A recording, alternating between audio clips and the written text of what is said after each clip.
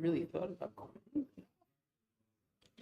So it's crossed my mind. Not quitting. Just not giving. All right, Rosai, good morning. Let us begin. Begin by thanking all of our sponsors for this morning share. To thank our Talmud Torah sponsor for the year of Tafshin Pei Hey, the Tilsim Mishpacha of Eretz Yisrael, for dedicating all of the Shuman Drushos this year. And the Zuchus for Besaros Tavos for Am Yisrael. Our Talmud Torah sponsors for the month of Adar, Haba Alinu Latova, Terry and Steve Zinn, in loving memory of Terry's father, Dr. Harry Khan, Tzvi Hirsch, Ben Yosef HaKohen, and the Ziv, Levin, and Berman families in memory of Mr. William Ziv, Zev, Shmuel, Ben Yisrael, Zechron, we hope they have the merit of our Talmud Torah. All of the Neshamos Havin Aliyah, the families in Nechama, all of those who need a refuah, should have one together with Kol Cholei Yisrael. Bring home all of our hostages, and our holy soldiers should be successful. B'chol Maaseh Yedehem. But with that, let us begin. We have a lot to do today, but really like a lot to do today, Baruch Hashem. Today's daf is Kuf 100, and we are beginning on Tzadik Tes Amud Beis 99b, and we left off, really incredible Gemara, we left off 4 lines down from the top. But let's instead look at it as 81 lines up from the bottom. You know, that's, so let's be positive. Let's be positive about this, right? We got this. It says the Gemara as follows. We'll say beautiful Gemara. Amr Belazar. And again, two special welcomes. First of all, a special welcome to Rabbi Avi Tobias, who is one of our online listeners, Baruch Hashem, from New Jersey. Baruch Hashem. He didn't drive in this morning for the daf, but Baruch Hashem came in last night. Rabbi Avi, welcome. And a Baruch Haba to Rabbi Yosef Orshan. I just saw Yosef a second ago. Yosef in the back.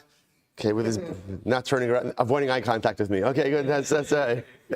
Welcome to Yosef. It's supposed to have you in the share. Also, with that, let us begin. So, Amar Rabbi Elazar. Rabbi Elazar says as follows. We'll say 5 lines down from the top. Kol Adam li'amal nivra. This is beautiful. Man was created to toil.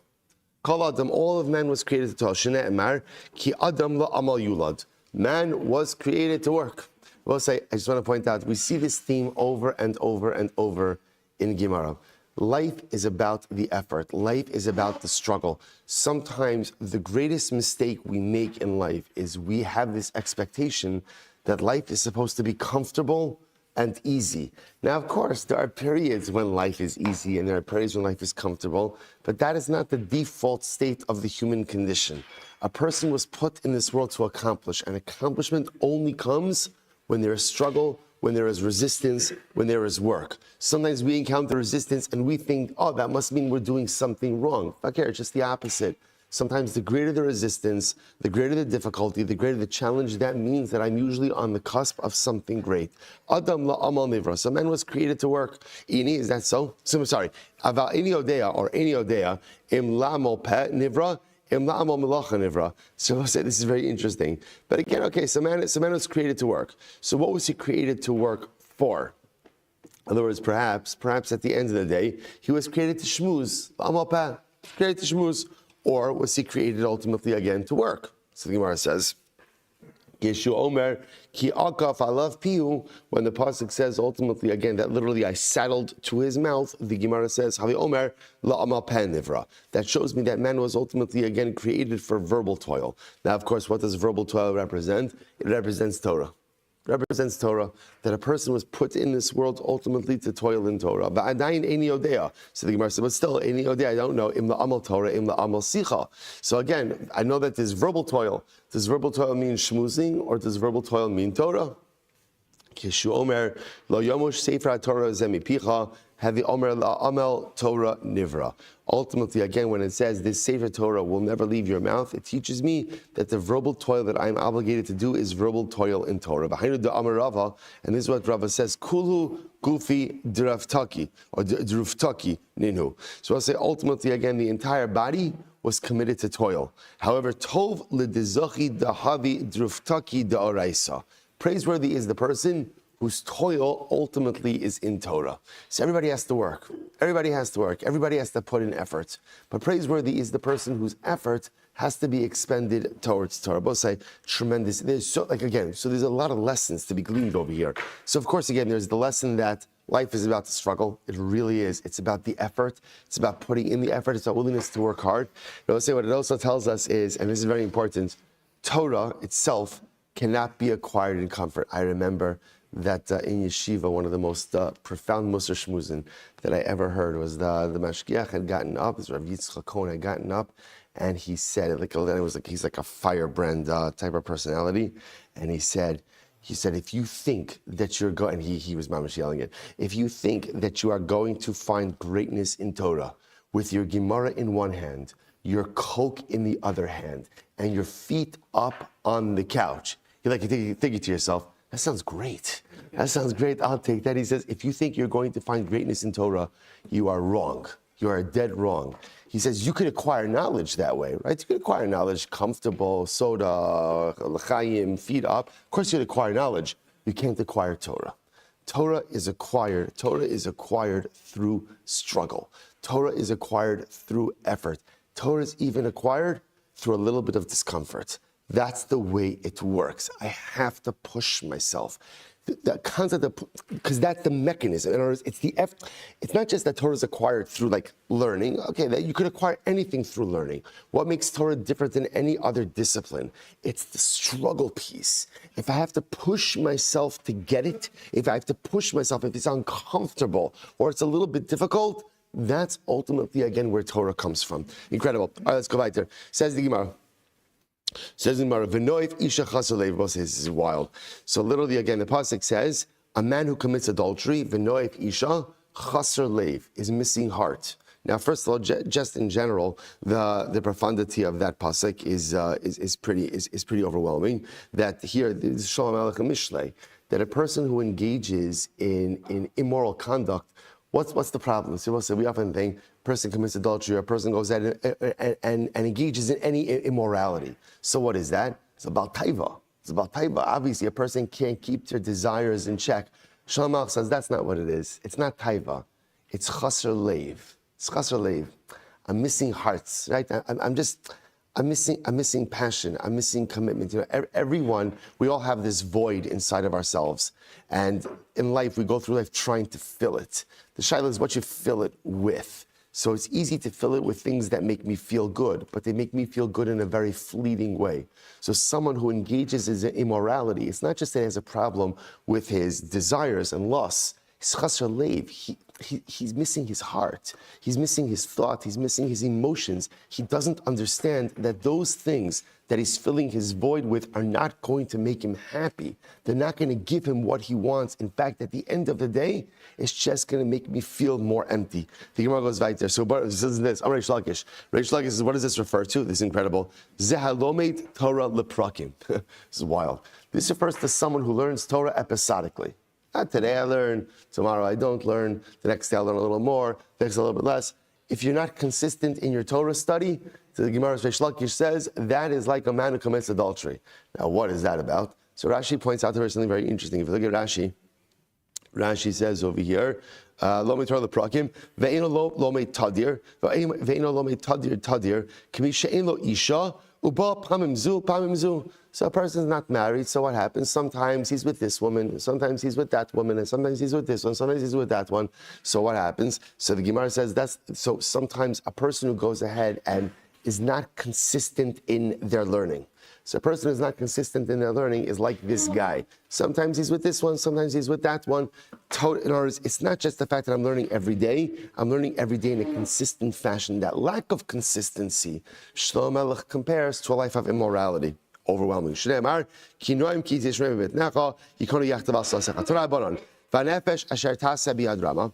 person will act like, impotently, yad rama means like an outstretched hand, intentionally. This refers to Menashe ben Chizkiah,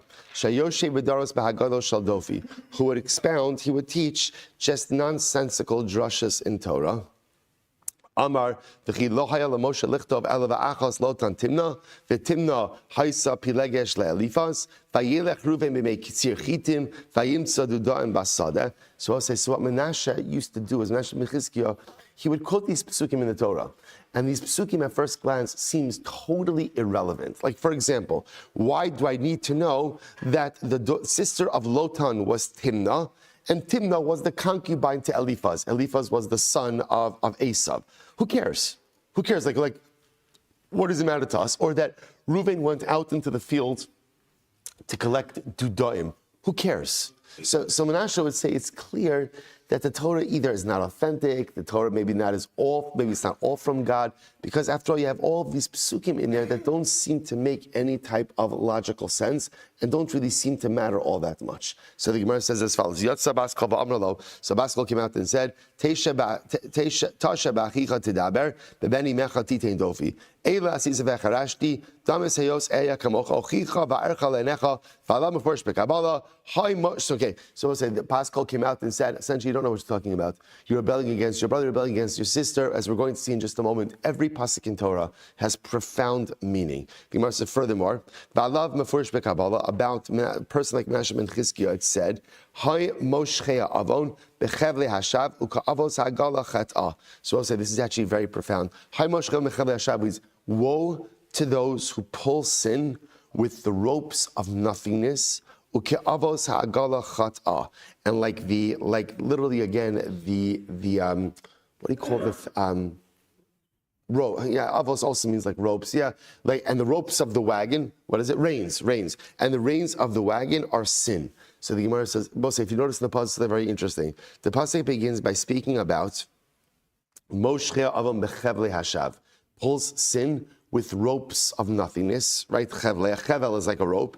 And then it begins to speak about uka'avos hagal, reins.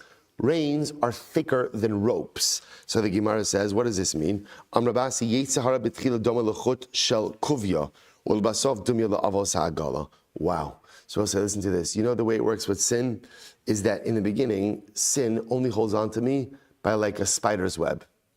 Just like a rope of spider's web, a thin rope of the spider's web. But at the end, it holds onto me with the rope, with the reins of a wagon. I will say, what a profound Gemara. Like sometimes again, when we, in the beginning, when there's the Yetzer Hara has a very limited hold on me, and its hold is only like a spider's web.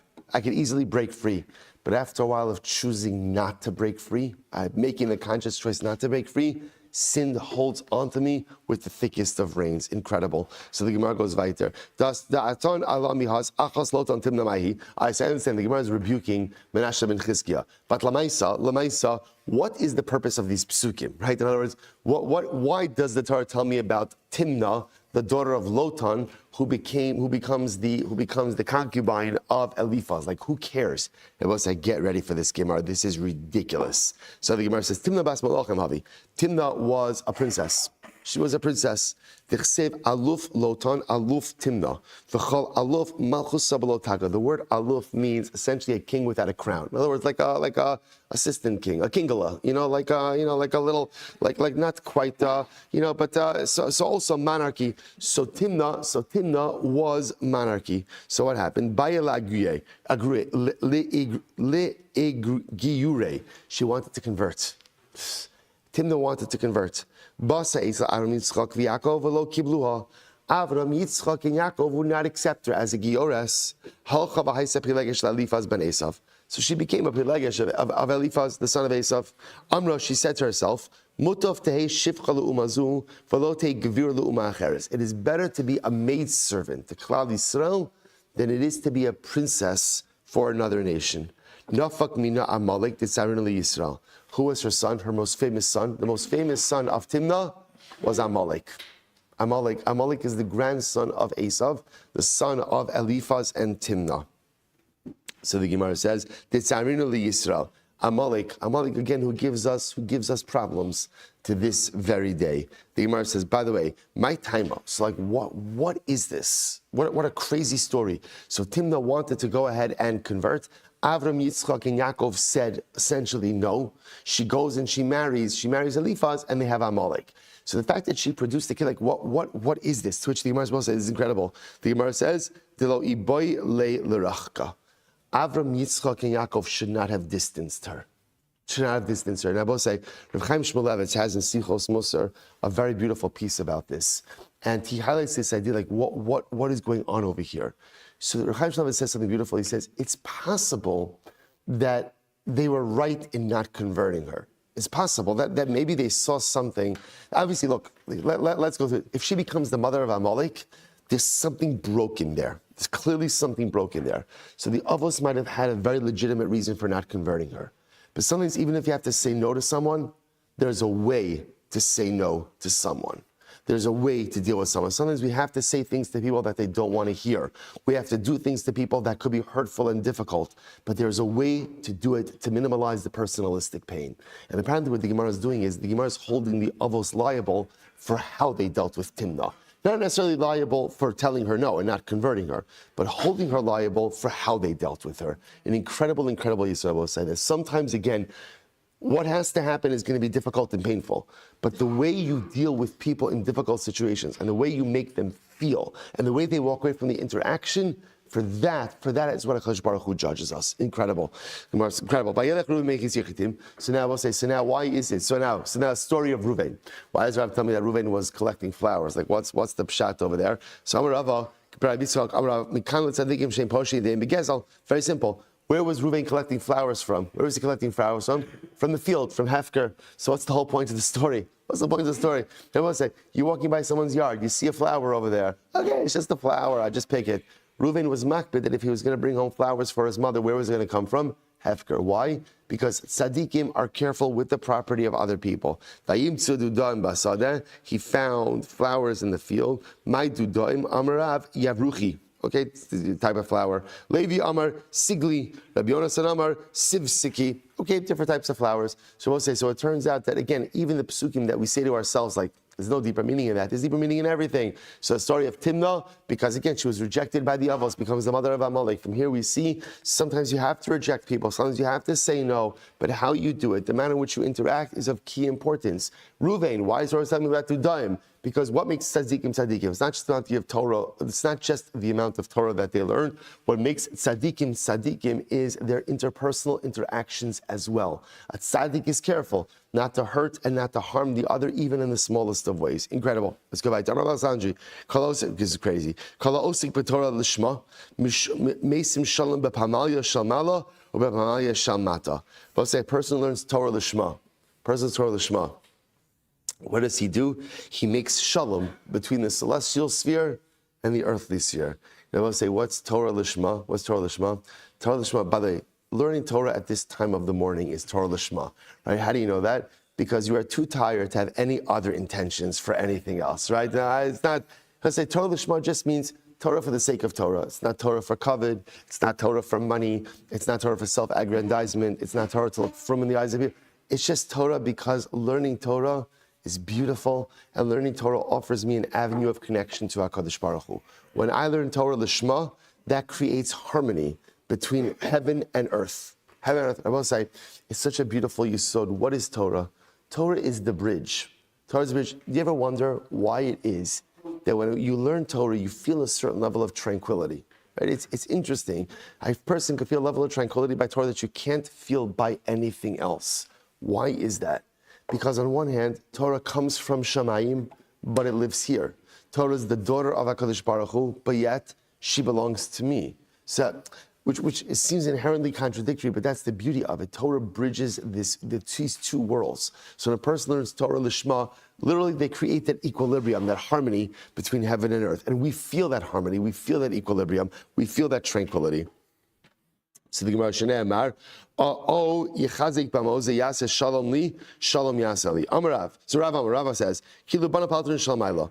When you learn Torah, it's as if you're building the palace of the Ribbon Shalom Shalmata and the palace of the Beis Hamikdash Shalmata. Shnei Amar, "Va'asim divrei picha v'tzayadi kisisicha lintoa shamayim v'liyisod ares." Amrei Shlakish, af magin al kol ha'olam kulo. When you learn Torah, you protect the entire world. Torah migna umatzla. Torah has the ability to protect.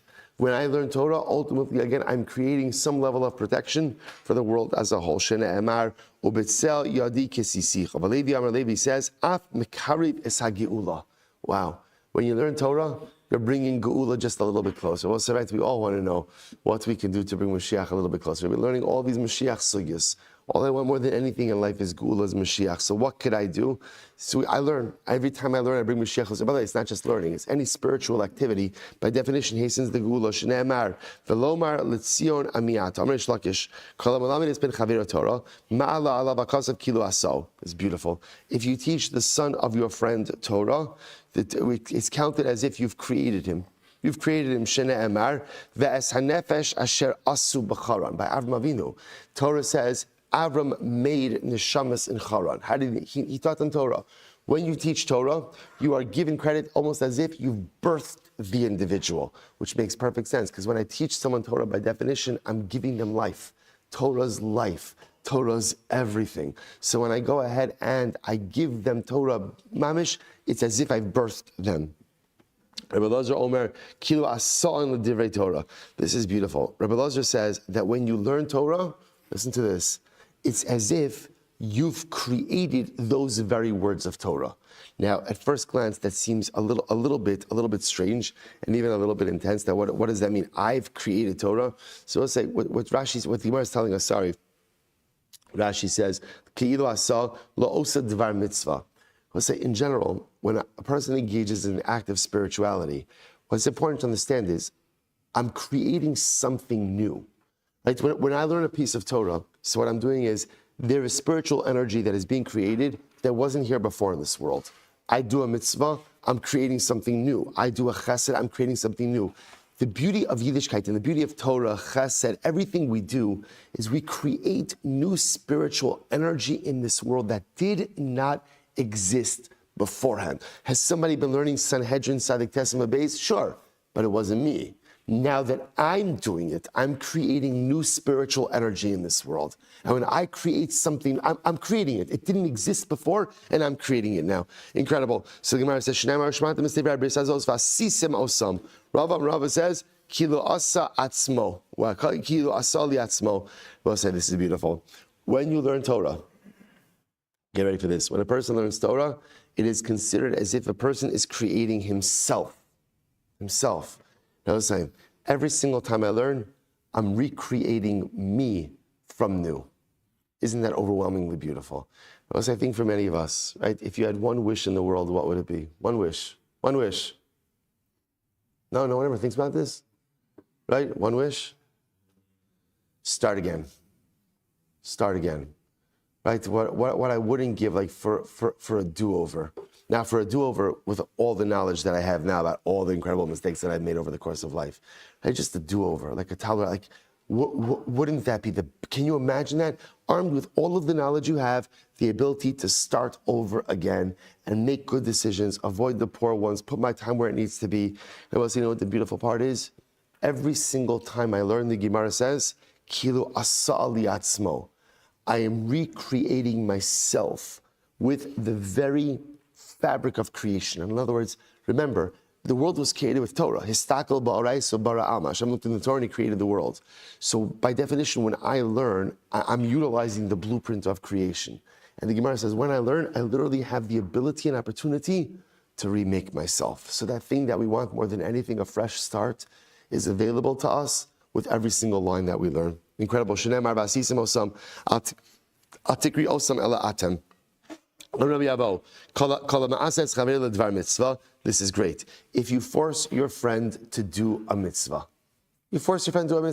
how can you force your friend to do a mitzvah? There are many ways you can force your friend. Public shaming is an excellent way, right? Public embarrassment, right? There are plenty of ways to force people to do mitzvahs. And don't feel bad about it. It's okay to put people on the spot to do a mitzvah. It's okay to make people uncomfortable so that they feel like they have no choice but to go ahead and do something. And guess what? If you force someone and back them into a corner to do something, you get credit. The forcer, right? That's the right word. The forcer or the enforcer, right? The forcer, the one who forced the other person to do something, gets credit for the mitzvah. So both say, this is incredibly important, right? You know, in today's society, everything is all about making people feel comfortable, right? Well, actually, not anymore. I guess that's changing, right? But Lamais, right? It's all about everyone should feel comfortable. Who says Who says that making people feel comfortable is the right thing? Of course, we're supposed to make people feel comfortable, like in a Klal Yisrael sense. And I would say, but so much of life is making people feel uncomfortable so that they're able to go ahead and push themselves to accomplish the things they really need to accomplish, but they just feel so comfortable that they don't want to move. Right? So the Gemara says it's okay to utilize this. This is a very important sort in parenting also. It's okay to make your kids uncomfortable, because sometimes when you create that discomfort, by definition, that pushes them to become more and to do more. This is certainly important for ourselves. And if you do that, the forcer gets credit as if he did a good deed. Shneimar. So it's interesting. Hashem refers to Moshe Rabbeinu, the staff that Moshe used to hit the Nile. Moshe didn't hit the Nile. Aaron hit the Nile. Bless you. Since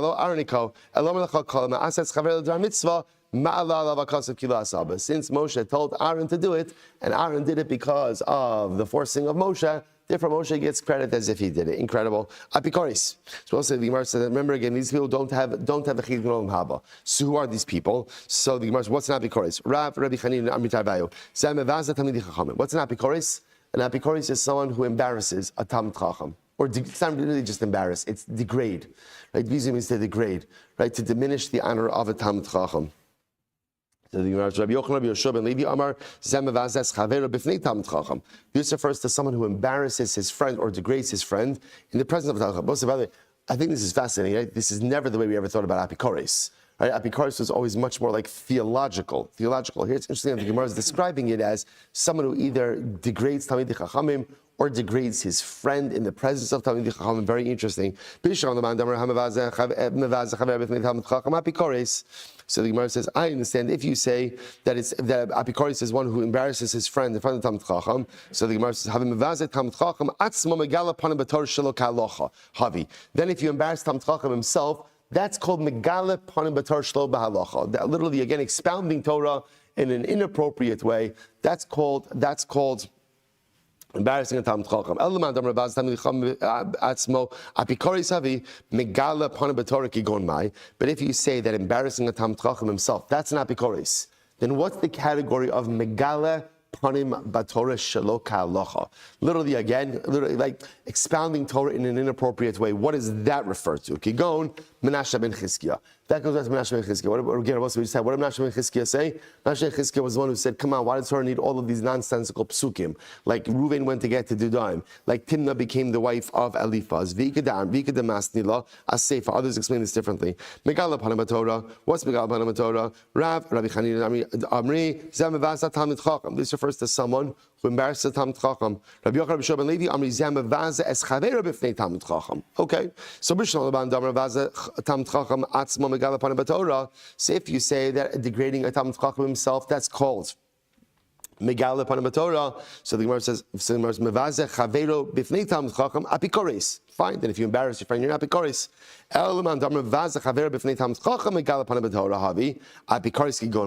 But if you say that ultimately, again, embarrassing your friend in front of a Talmid Chacham, that's megala panim b'torah, then what's an apikoris? What's the definition of apikoris? Rav Yosef kigon hani da'amri mai ahanu le'rabanan. So what's an apikoris? This is interesting. Another interpretation of apikoris is people who say, what good are the rabbis? Right? What exactly do the rabbis do? Right? What do you do all day? Right? What is it exactly that you do for us? So the Gemara says, I'm sorry. All they do is they learn, but they learn for themselves. They interpret, they do all these things, but all of these things are just for themselves. They don't really benefit us, the general population. Abai says, whoa, hi megala panim b'torah namihu. That's also megala panim b'torah. That's not just an apikoris. That's also inappropriate interpretation or expounding on the Torah. Dichsev im lo brisi yomam v'layla chukos shamayim v'aretz lo samti. Rav Nachman Yitzchak mehachanami shmamino shene'emar v'nasasi l'chol hamakom ba'avuram. Ella kigon di Yosef kamei rabei v'nafal l'shmaita b'dukte. So what's an example of an apikoris? Here's a apikoris. You're sitting in front of your Rebbe, and you're learning something. V'nafal l'shmaita b'dukte. Achrisi v'amar hachi aminan hasam v'lo amar hachi amar mar. So an example of an apikoris would be a person's learning with their Rebbe. They're learning a particular topic, and it's reminiscent of something else that the Rebbe says, and the Talmud quotes the other teaching, but doesn't quote the teaching in the name of his Rebbe. Considered to be insolent behavior, which I will say, by the way, is very dramatic. Not at all, I think, how we imagine what an apikoris would be. But you begin to see that again. The apikoris is this person who does not exhibit the appropriate behavior towards his Rebbe. And I will say, why all the emphasis on the behavior from one's Rebbe? So first of all, understand, let's say from the Gemara perspective, your Rebbe was the one who was your link in the chain of Torah Shebaal Peh, right? It's not like today. Baruch Hashem, a person really, like we live in a time where a person, even if they didn't have a Rebbe, okay, all of us need a Rebbe, but even without it, I could learn. In times of the Gemara Torah Shebaal Peh, mamish, like the Rebbe was my link in the chain. Disrespecting of that link, by definition, inherently tarnished your Torah. And tarnished Torah, compromised Torah, could in fact be dangerous. The Gemara says, Rava Amar Kigon Hani Debe Binyamin Asya. Don't listen to this. So what's an example of apikoris? It's like the people of the house of Binyamin Asya. Asya is a doctor. Binyamin the doctor. What do they do, Binyamin the doctor? The Amri, my ahani le rabbanan. Why? How do the rabbis benefit us? Like, right? What do they do that's actually beneficial? After all, top of kuf, we'll say 100. Credible. Lo sharulan or vavalo asrulan yona. It's not like they ever did anything special, right? What do the rabbis do? The rabbis just simply tell us what we already know. It's not like the rabbis figured out a way to permit the raven or to prohibit the dove, right? In other words, what they were saying in Yom is like, come on, it's not like the rabbis are figuring out anything new or doing anything all that different, right? They're just regurgitating information that we already know. So there was this incredible Rava, Kavamaisi Trifta de Binyamin. You know, it's interesting. So when in the household of Binyamin, the Binyamin the doctor, when they would have a shayla, and they would go ahead and bring it to Rava. Listen to this. Ki havi chavzi bei taima lehatera, when he would find a reason to permit the treifa, amar lahu tichazu de kasharina lahu arva. Look, I'm permitting for you a raven. In other words, so Rava would say, it's not so clear that this animal is kosher, right? So that the shechita is kosher. So look, I'm permitting for you a raven. Or kiavachazi le taima isura, or when there would be a reason for an isser, amar lehu tichazu de ka'asarna lehu yona. Look, I'm prohibiting to you a yona. In other words, Rava said a little tongue in cheek. I will say, what's amazing about this story? Here, in Binyamin the doctor's household, they disparaged the rabbanim. But yeah, what? When they needed them, they showed up. They showed up. I'll say such a profound. It's always easy. It's always easy to knock down leadership. This is in general, and this is very societal. For whatever reason, we have an overwhelming like preoccupation with knocking people off pedestals for whatever the reason that is. So again, especially when it comes to it's easy to everybody can be knocked off a pedestal because everybody's a human being. Everybody has their faults and deficiencies. But incredible enough. So here you go, Binyamin Asya. They're speaking trash about the Rabbanim, but yet again, when they need Rava, when they have a Shaila, suddenly again they need it. Incredible. The Gemara goes weiter. The Gemara says as follows: Rapapa Amar Kigon da Amar Hani Rabbanan. What's an example of an apikoris? Apikoris is an example of a person who says those rabbis. Those rabbis. In other words, again, if you notice, by the way, the theme over here is that apikoris is someone who speaks disparagingly about Rabbanim, about Talmidei Chachamim. Rav Papa Ishtali va'amar kegon hani Rabbanan. Rav Papa was once engaged in a discussion, and he forgot for a moment, like the proper way to refer to the Rabbanan, and he said those rabbis. And after he said it, the Esav Batanisa, he fasted. He fasted because he thought what he did was so profoundly disrespectful. Incredible. Levi bar Shmuel v'Rav Huna bar Chia hava kamitakni mapechos sifrei debei Rav Yehuda. This is beautiful. Levi bar Shmuel and Rav Huna bar Chia were changing like the covering of the scrolls in the yeshiva or in the house of Rav Yehuda. Kimatu Megillas Esther. When they got to Megillas Esther, Amri, they said, "Hi Megillas Esther lo bai mitpachas." Megillas Esther doesn't need a cover. Amr lehu ki ai gavna nami mechse kapikorsa. A statement like this, without attribution to their Rebbe, also has the appearance of apikarsos. Incredible. Rav Nachman Amr zeh kori Rabbo b'shmo. What's apikarsos? Calling your Rebbe by his name. That's apikarsos. Why was Gechazi? Gechazi, remember again, was like the gabbai was the Gabbai of Elisha. Why was he punished? Because he called Elisha by name. Elisha. Can't call your Rabbi by his first name. So therefore, and to do so is apikarsis. Yasser Rabbi Yirmiyah, Kamid Rabbi Zerav Yosef V'Kamar. Asir HaKadosh Baruch Hu is beautiful. This is beautiful. Asir HaKadosh Baruch Hu lahotzi nachal mibeis kachi hakadoshim. In the future, I will say, in the future now, usually Asir means Yemos HaMashiach, right? The Rebbe will bring a river or a stream from the Kodesh HaKadoshim. There's going to be a stream that flows from the Kodesh HaKadoshim. Va'alav kol minei megadim. And by the sides of the stream, all types of delicacies are going to be growing. Shene'emar va'alanachal ya'ala asfaso mizeh u'mizeh kol eitz ma'achal lo yibol aleyu. So again, from this stream, on its banks, all types of beautiful trees, fruit trees will spring up. Lo yibol aleyu, its leaves will never wither. For lo yitom perio l'chadsho. And every month, essentially, the trees will bring forth new fruit. Yivaker ki meimav min ha'mikdash hema yotzim. Because again, the waters emanate from the mikdash. V'haya pirio l'ma'achal, its fruit will be for consumption. Va'alehu l'trufa, and ultimately its leaves will be for healing purposes. Incredible. Amar Lehu Saba Yasher. So we'll say. So what happens? So remember, this is Rabbi Yirmiyah was sitting in front of Rabbi Zera, and Rabbi Yirmiyah said over this pasuk. He said over the drasha. He said in the future a stream will come out from the Beis Hamikdash. He quoted this pasuk. So as you're having this conversation, Amar Lehu Saba, there was an older gentleman who was sitting there as this was being said, and he said, Shkoyach, Yasher. He said to Rabbi Yirmiyah, yeah, Shkoyach, beautiful. V'chein Amar Rabbi Yochanan, Yasher. Amar Rabbi Yirmiyah Rabbi Zera, ki agavna mechse kapikursa. This appears like apikursa. So this is like we're really getting into a very strict definition over here. So in other words, I don't know, everybody likes a shkoyach, right? But apparently, again, when the shkoyach is given to the gadol, it has the, I guess it depends who you give the shkoyach to and what you're giving the shkoyach for.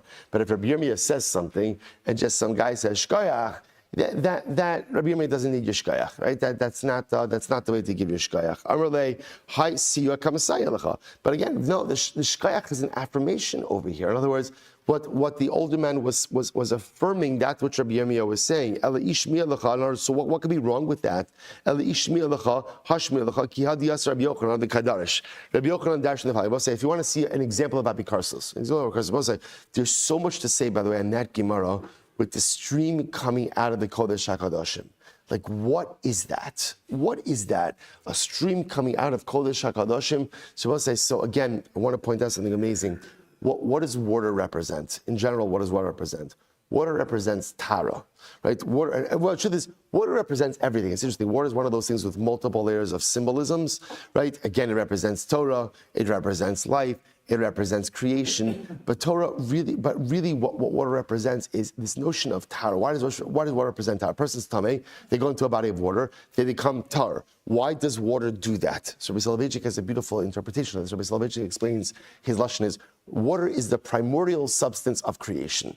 Meaning what? I don't know what primordial means, but Lamaisa, right, but it sounds so good. It's the primordial substance of creation. One more time, the primordial substance of creation. If you throw in the hand motions, you look very professorial. Right, so Lamaisa, why? Originally, all the earth was water.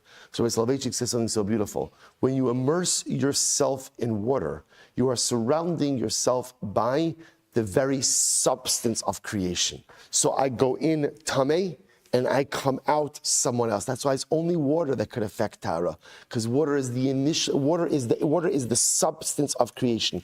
You can recreate yourself in water. What does it mean that Lamaisa, a stream comes out of the Kodesh HaKadoshim? We'll say, when you think about Kodesh HaKadoshim, what do you think about? Kodesh HaKadoshim is that's like the top of the mountain. I mean, quite literally, it's the top of the mountain, top of Har Bayis, right? That's like the peak of Kedusha. If somebody were to ask you, so where do you go past the Kodesh HaKadoshim? There's nowhere, at least not in this world, but there is. There's no such thing as reaching the ceiling of Kedusha. Even if you're in the Kodesh HaKadoshim, there's a stream that comes out of the Kodesh HaKadoshim. What does the stream represent? Stream is Torah, stream is water, stream is creation, stream is recreation, stream is building. Even from the Kodesh HaKadoshim itself, there's places to go. There's water to immerse yourself in. There's no such thing as a ceiling when it comes to our growth. Even after you make it to the Holy of Holies, there's still more to do. Incredible. So the Gemara goes right there. Let's see a story about apikarsis. We've actually seen this story before. Basra. Listen to this. In the future, Messianic era, amos.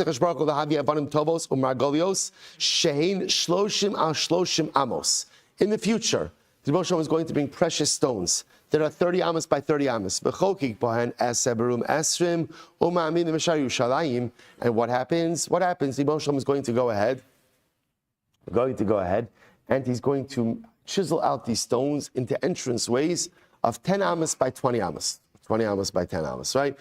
And what happens? And these are going to be the entrance way to Yerushalayim. Incredible. Shenemar v'samti ki dekorshim shosayich v'sharayich la'avnei ekdach. So Rabbi Yochanan is giving this over. Ligleg alav also Talmud. So there was a Talmud sitting in Shir, and he chuckled. He chuckled at this. He said essentially, like, that's ridiculous. Hashtag kibi asa de tziltzala lo mishkachinon kule hamishkachinon. So I don't understand. Today, you can't find precious stones that are the size of the eggs of small birds, or small eggs of birds, eggs of small birds, right? So in other words, Talmud will say, come on, you're going to find precious stones that are 30 amos by 30 amos. That's big stones, also. It's very big stones, right? It's like 45 feet by 45 feet. Like, what are you going to find stones that are that big? So you can't even find small stones like this. Okay, that's the end of the story. What happened? So the Gemara says, the Yomim, first white line, the Yomim, Hifligas Finas Bayam. One day this Talmud was traveling by sea. And what happened? He saw in the midst of the ocean angels that were there chiseling out stones. Amr lahu, Hani Laman. So the Talmud says, no, who is this for? Amri says the Malachim said, these are the stones that HaKadosh Baruch Hu was creating for the entranceway to Yerushalayim, which I will say, by the way, is such a beautiful idea. You see this motif over and over and over. The Rebbe is preparing every day for the Beis HaMikdash, right? In other words, let's be honest. How long would it take HaKadosh Baruch Hu to fashion these stones? He could snap his proverbial fingers and we're done. The idea is the Ribono Shel Olam waits for us. We wait for him like we saw before. Everybody's waiting for Mashiach. HaKadosh Baruch Hu is waiting. Klal Yisrael is waiting. The world is waiting. Everything is waiting. All the pieces are here. We just have to push ourselves a little bit more, just to do a bit more, just to grow a bit more, learn a bit more tzedakah, a bit more chesed, and we can bring this. But again, the Malachim are working on it. As we sit here, the Malachim are working on the gateway to Yerushalayim. So what happens? So the Talmud comes back. So again, the Talmud comes back to the Beis Medrash, and he finds Rabbi Yochanan is darshaning. Amarlei Rebbe, drosh ulecha na'el lidrosh. Such a chutzpah, right? The Talmud comes in, he says, Rabbi, preach, right? Preach. Continue to preach. And you're shkoyach to you, right? You're doing a great job. After all, kashem shamarta kach ra'isi. Exactly what you taught in Shir, I saw it with my own eyes. I saw the Malachim making the entranceway. Amar lo Reka. So Rabbi Yochanan says to him, tell me, you empty one. Im lo ra'is lo ha'emanta. And had you not seen it, you wouldn't have believed it. Melagleg al divrei chachamim ata. You are one who disparages the words of Chazal. Yohev be'enei va'asa gal shalat amos. Rabbi Yochanan set his eyes upon him, and he became a pile of bones.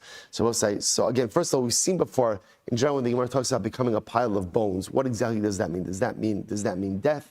Does that mean just the person, unfortunately, again, is deprived of their holiness? Again, leaving that, we can just take the Pasha Pshat over here. And I will say, what a profound Gemara.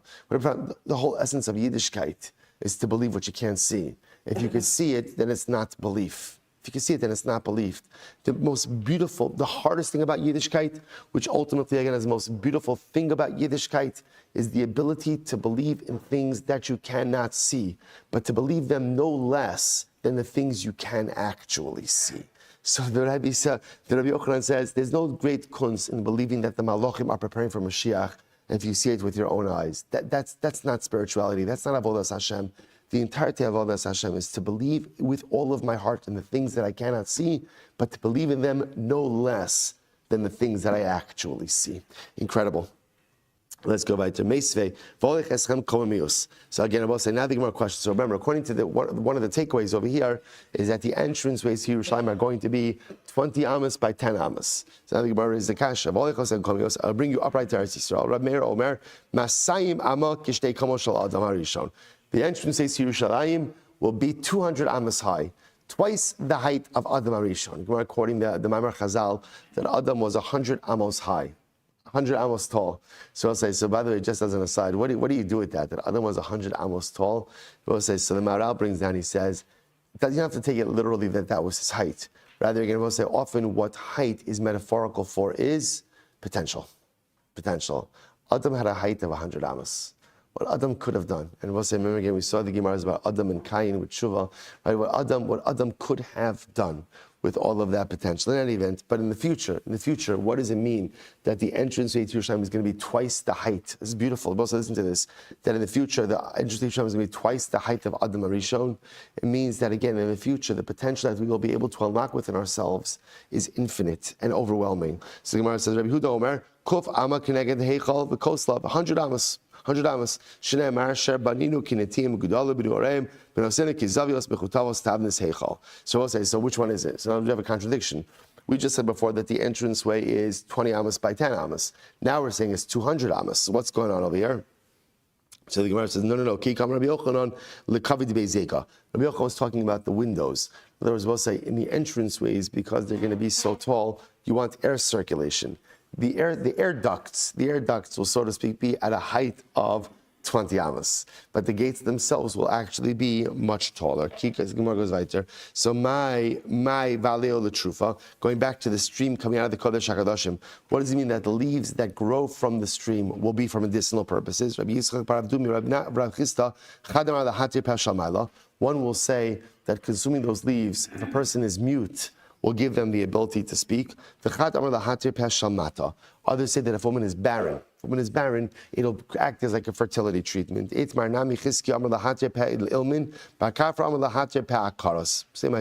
Rabbi Yochanan Amar L'Trufa Mamish. So Rabbi Yochanan says Mamish for medicinal purposes. My L'Trufa, what does this mean?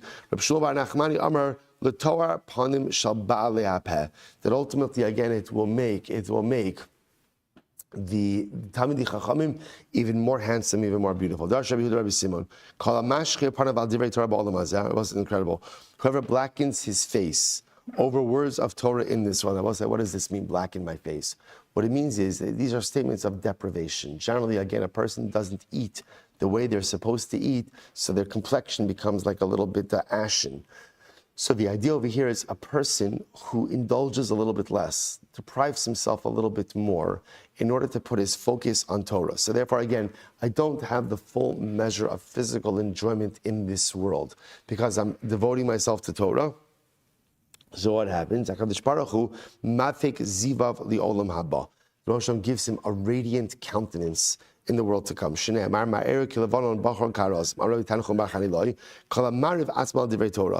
literally, again, a person literally translated who starves himself for Torah. What does that mean? That means that literally, again, my whole focus is Torah to the point that I neglect or I just don't focus on certain material things. The Gemara says, HaKadosh Baruch Hu maspil olam haba. So in other words, if I'm missing meals, so to speak, for Torah in this world, HaKadosh Baruch Hu will satiate me in the world to come. Shnei Amar, Yir v'yun mideshin beisecha, v'nachal adanecha sashkem. So I will say, again, what's the theme over here? So what we said before, to grow spiritually requires sacrifice. It does. We have to give up certain things, whatever those things may be. And a lot of times, it's things in the material. And I will say this is true in every aspect of our Yiddishkeit. I will say, can you imagine, by the way, imagine for a moment if you didn't have to pay tuition, right? Imagine, just imagine if you didn't have to pay tuition, right? Just imagine for your lifestyle what that would look like. What that would look like, right? We'd be having Daf Yomi in a yacht, right, or something like that, right? Imagine, right? Imagine what it would look like. I'll say, and again, it's not just true for tuition. There's a lot of things in our Yiddishkeit that really cause us to sacrifice. What the Gemara is telling us is just understand, whatever sacrifice you make for your Yiddishkeit in this world, the Ribbono Shel Olam will give it back to you in the next. Just understand, right? So in other words, we give up time to learn Torah. We give up other things to learn Torah. We give up our money for tzedakah. And again, I will say, sometimes it's easy and sometimes it's really difficult. Just understand, whatever you sacrifice for the Ribbono Shel Olam in this world, He will give you back multifold in the world to come. It's incredible. The Gemara goes weiter. In the future, right? Hakadosh Baruch Hu will give us bracha, a handful of bracha from Him. Shneimar, Baruch Hashem Yom Yom Ya'amos Lanu Hakel Yeshua Seinu Selah. Amar Abai B'Che'ev Shalom Arkein. Valok for, can you say this? Valok for Neimar. Mi madad b'shalom mayim mayim v'shamayim b'zeres tachin. So the Gemara says, if HaKadosh Baruch Hu gives us a handful, the Rebbe Shalom's handful is massive. So how could it be that the Rebbe Shalom is going to give me a handful? I can't contain his handful. The Gemara says, Amar, my time shchichas ba'agarata. Talking about, right, why did you not show up for shir? In shir, we learned this, we're learning about agarata. Talking about Rava, saying our Mishmei Derava, Bar Mari, HaKadosh Baruch Hu litin l'chol tzadik v'tzadik, Gimel mea va'asaras olamos. In the future, the Rebbe Shalom will give every single tzadik 310 worlds. Shneimar lahanchil ave yesh votes rosem amalei yesh b'gematria plus mea v'asara havi. So we'll say whatever this means. The Cheshbon is going to give us 310 worlds. Once again, what it means is it's understood that the tzaddik lives a life of deprivation. I will say, by the way, all of us are tzaddikim, and we all know that to grow in Torah, to be an Oved Hashem, I have to sacrifice, and we're making sacrifices consistently and daily. And HaKadosh Baruch Hu says, I promise you, whatever you sacrifice here, I will absolutely give back to you. Tanya, Rabbi Meir says, B'midah sha'ada moded, modedin lo. The way in which you act, HaKadosh Baruch Hu acts towards you. Midah keneged midah. Dichsev, b'sa sa'a b'shalcha trevena. But good. Amar Rav Yeshua v'chi'ev shalom arkein. Is that possible? But Gemara says, Adam no simila omso la'ani ba'olam hazeh. So I will say, could it be that if I give a handful to a pauper in this world, Hashem gives me a handful back in the world to come back? The handful of HaKadosh Baruch Hu is so much more than mine. So in other words, if you say midah keneged midah, what that means is whatever I give, I'll get. But if I give an ani a handful in this world, I get back so much more from HaKadosh Baruch Hu. To which the Gemara says, "Va'ata iyata omerkein ezu mida meruba, midas tova mida." Ezu mida meruba, mida tova meruba, or mida paranos. So I'll say. So again, remember, even though we say mida keneged mida, right, that there's reciprocity. At the end of the day, for what is there a greater measure of reciprocity? For good or for bad? Amud Beis, I will say, Amud Beis, Havi or flying. Havi Omer, Mida Tova Meruba Memidas Paranos. So I'll say, we know the answer to this. That Mida Tova always eclipses Midas Paranos. In other words, there's always reciprocity. But when it comes to reciprocity for bad, in other words, if I do bad, HaKadosh Baruch Hu is going to visit bad upon me. That's the way it works. But the reciprocity for that is a much more equal math. On the other hand, when I go ahead and I do good things, the reciprocity for that is even more. The Rebbe Shalom gives me back more than I have given. The Gemara says, "B'midas tovat ksiv vayitzav shchakim mimal v'daltei shamayim pesach vayamter aleim man lechol ub'midas parnasu omer v'arubas hashayim niftechu b'midas parnas ksiv vayetzu v'ra b'pigre sefkan." So the Gemara says, you see over here that the midah tova is even greater than the midah ra. Just quickly, the Gemara says, "Midas parnas ksiv vayetzu v'ra b'pigre anoshim aposhim ki bot tol asam lo samus v'asham lo sichbe v'hayu deraon lechol basar." I think Gemara says, "V'halo." So Moshe is talking about over here in the Moshe Mashiach, where ultimately, again, after we see the arrival of Mashiach, we're going to see, and there's going to be a valley of corpses where all of those who died in the war of Gog and Magog will be part of it. If a person sticks his finger in fire in this world, he's burned immediately. I will say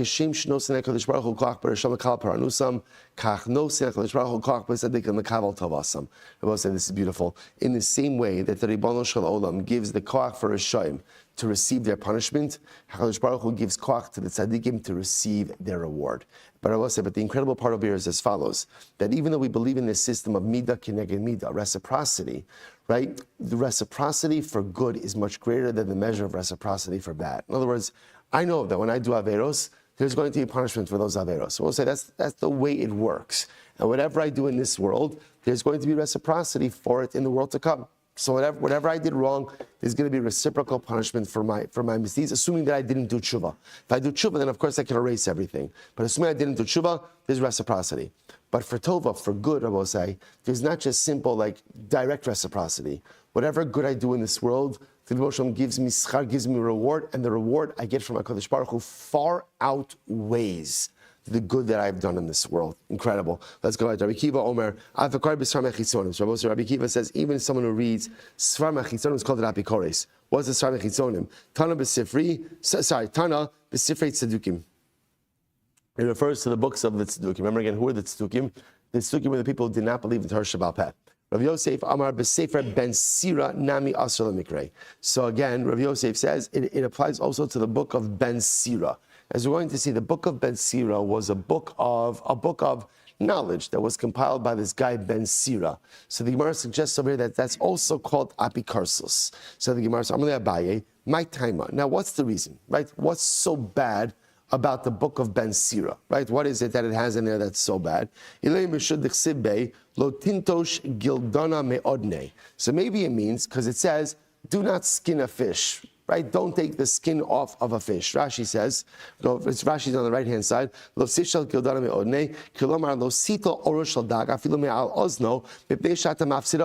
don't peel off the skin of the fish, because if you peel off the skin of the fish, you're going to waste the skin. You know what?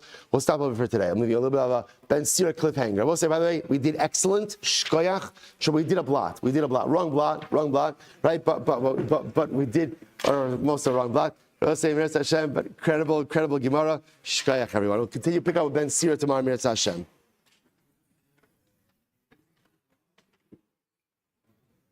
All right, Chavran Zoom, have a great day, everyone. Reb Jerry, you're the closest to that stream coming out of the Kodesh HaKadosh, Emirat Hashem. I'll be zocheh to see it soon.